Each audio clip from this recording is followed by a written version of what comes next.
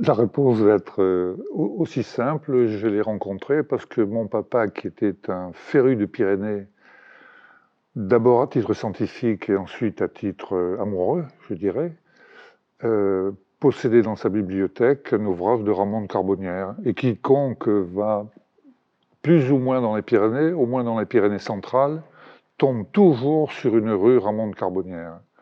Mais d'après ce que j'ai compris, il a fait des études de droit, d'avocat, du côté de Strasbourg. Et ensuite, les hasards de la vie ont fait qu'il est devenu le secrétaire particulier d'un homme local que nous connaissons, qui est le cardinal de Rohan.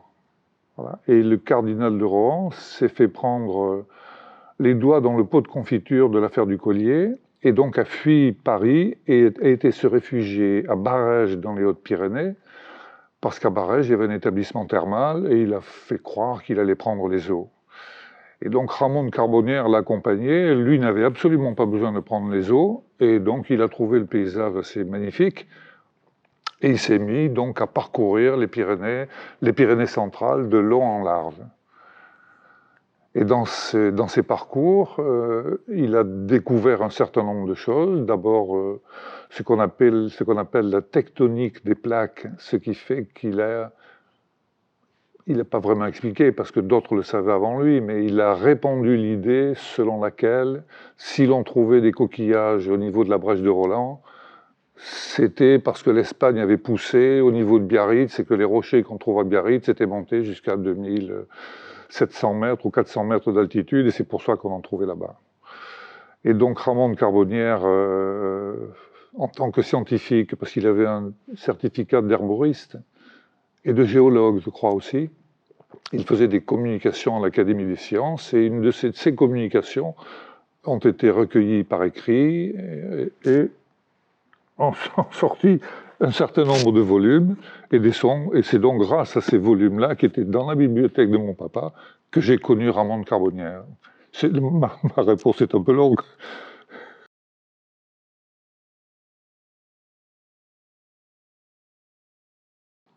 Mon papa m'a fait découvrir un endroit qui est exactement dans ce périmètre, qui s'appelait à l'époque le Pas de l'Ours. Le Pas de l'Ours, c'est très simple, c'est dans une vallée adjacente à la vallée d'Excoubous, qui elle-même est adjacente à la vallée de Barèges. Il y a, au bout d'une heure et demie de marche, sur un tout petit sentier, un endroit accroché sur un flanc de montagne et juste à côté d'une petite sorte de ravin, mais qui est quand même assez prononcé.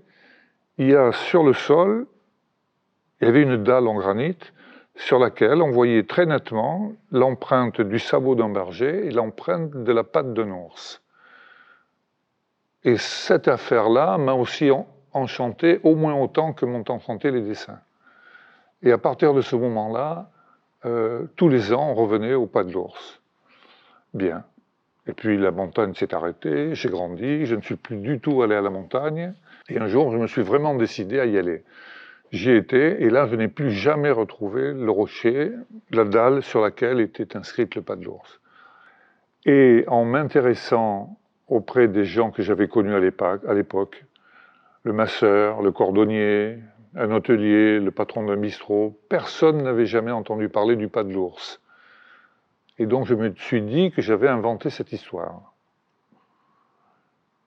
Il se trouve qu'un jour, redescendant de cette excursion du Pas de l'Ours, dans la vallée d'Escoubous, j'ai senti un appel, comme quelquefois quand on a l'impression que quelqu'un vous observe à la dérobée, quelqu'un ou un animal.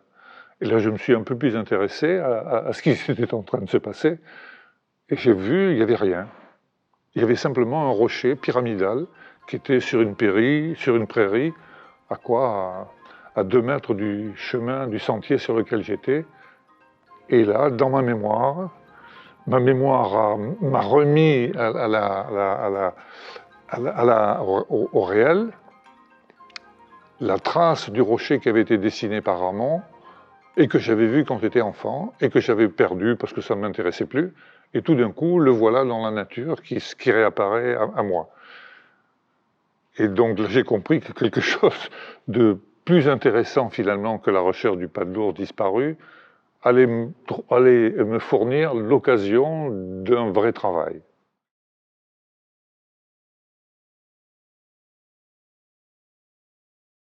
Donc, mon parcours d'artiste a été de faire des études artistiques, de m'en tirer plutôt bien. Mais au moment où je suis sorti, mes parents sont décédés, donc je me suis trouvé dans l'obligation de travailler et très vite.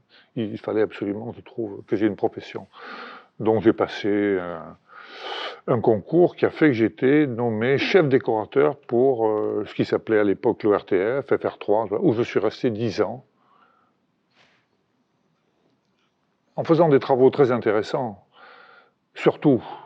C'est-à-dire j'ai appris des tas de savoir-faire cinématographiques, photographiques, de dessin, d'architecture, et tout ça, j'ai pu le mettre en scène.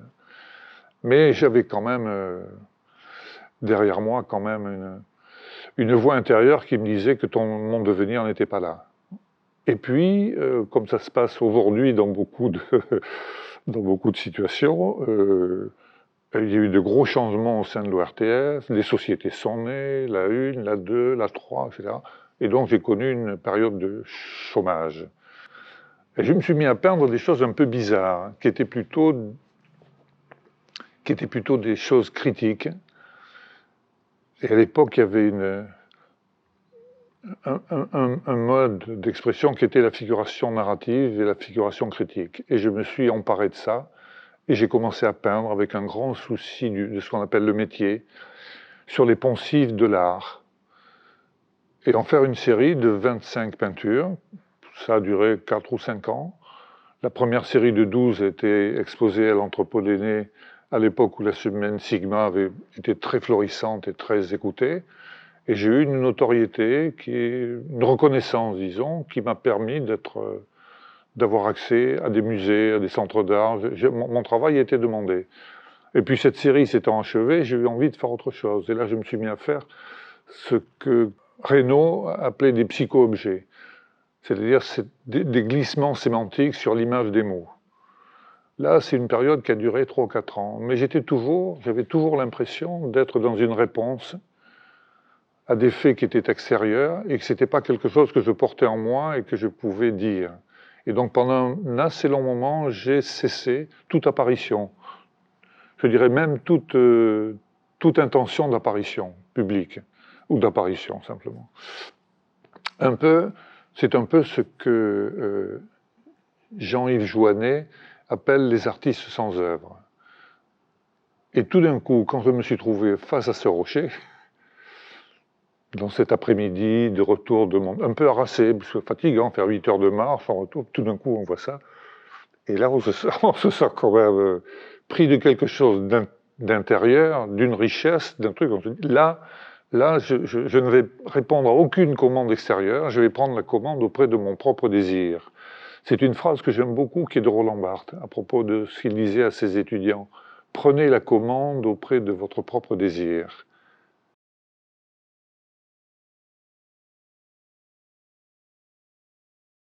La montagne, ce qui m'intéresse, c'est ce champ exploratoire qui est absolument infini. On peut passer 10 fois sur le même sentier, à chaque fois, enfin, ou au moins qu'on s'en lasse, et à ce moment-là, on rentre chez soi. Mais je veux dire qu'à chaque fois, on est passionné par ce qu'il y a de nouveau dans ce qu'on croyait immuable. Bon, c'est ça qui est intéressant. Et donc cette trajectoire, moi, m'intéresse. Et c'est pour ça que j'appelle ça une recherche. D'abord parce que je ne connais pas les outils que je vais utiliser. Les outils, je parle de mon regard. Et je parle des outils techniques. Est-ce que je vais peindre? Est-ce que je vais dessiner? Est-ce que je vais photographier? Je ne sais pas tout ça. Je sais ce que je voudrais faire. Et là, en l'occurrence, Ramon a dessiné 3 rochers. Donc, ayant trouvé le premier, je me suis dit, ça serait quand même élégant que je mette la main sur les 2 autres. Mais c'est un territoire de plusieurs hectares, qui est quand même très pentu, très accidenté. C'est pas rien, il faut y aller. Bon. Et voilà, et ma trajectoire, d'abord, on cherche, j'aime pas beaucoup l'image, mais c'est l'aiguille dans la motte de foin. Chercher un rocher en particulier dans un chaos qui en comporte des millions, on ne sait pas par où il faut passer, on le prend par devant, on le prend par derrière. Et en disant ça, il faut bien imaginer aussi que Ramon, quand il a dessiné, il s'est peut-être mis d'un côté, où je suis passé des tas de fois de l'autre sans reconnaître la face avant, alors que j'étais toujours sur la face arrière. Donc chaque fois que j'entamais une trajectoire, je la prenais par là, puis je revenais, puis je m'arrêtais, je repartais. Et évidemment, ça m'intéresse beaucoup, ça m'intéressait beaucoup. À la fois cette sécurité, la sécurité de savoir ce qu'on cherche, mais en même temps le trouble qui peut naître du fait qu'on ne va pas le trouver et de ne pas savoir dans quelles conditions on va le trouver. Et tout ça, en rendre compte avec mes outils, avec ma pensée, avec une typologie d'écriture. J'aime beaucoup écrire. Là aussi, quand on écrit, on invente évidemment ce qu'on est en train d'écrire.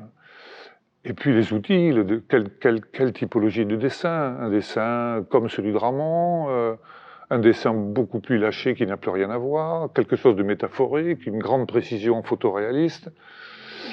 Le parcours que j'ai eu en tant qu'artiste, entre guillemets, m'a permis de maîtriser, et je suis modeste, beaucoup de médiums.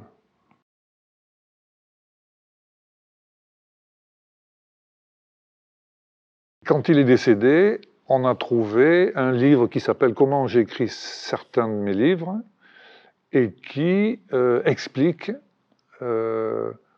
sa procédure de travail. Et il se trouve que pour un des rochers, et c'est là que ce que vous me demandez de dire est très ambigu, parce que je ne comptais vraiment pas, d'une part, je ne comptais pas le révéler post-mortem, enfin, le révéler, non, que ce soit révélé, mais je comptais le révéler avec un certain retard. Et là, je suis convoqué à devoir révéler. Il se trouve qu'un des rochers, un des 3 rochers sur lesquels j'ai travaillé, je n'ai pas mis la main dessus. Mais j'ai tellement travaillé que je me suis approprié son existence. Au demeurant, il est assez possible, bien que je n'ai pas pu faire le repérage en hélicoptère que j'avais décidé, c'est tombé à un mauvais moment, enfin bon, qui m'aurait permis quand même d'examiner la situation avec beaucoup plus de maîtrise. Ce rocher, il est possible qu'il ait été explosé par l'EDF lorsqu'ils ont construit des barrages et des galeries souterraines. Donc il est possible qu'il n'existe plus du tout. Et donc ce rocher, je l'ai reconstitué. Je l'ai reconstitué, je l'ai amené là où il aurait dû être, je l'ai photographié, d'où l'utilisation d'une image stéréoscopique pour accréditer la thèse, parce que c'est quand même difficile. On peut truquer une image, mais truquer une image stéréo, c'est quand même pas facile. Donc j'ai monté mon rocher sur place, je l'ai photographié, j'ai descendu, et puis j'ai écrit un livre pour révéler la manière dont ce rocher avait été réalisé.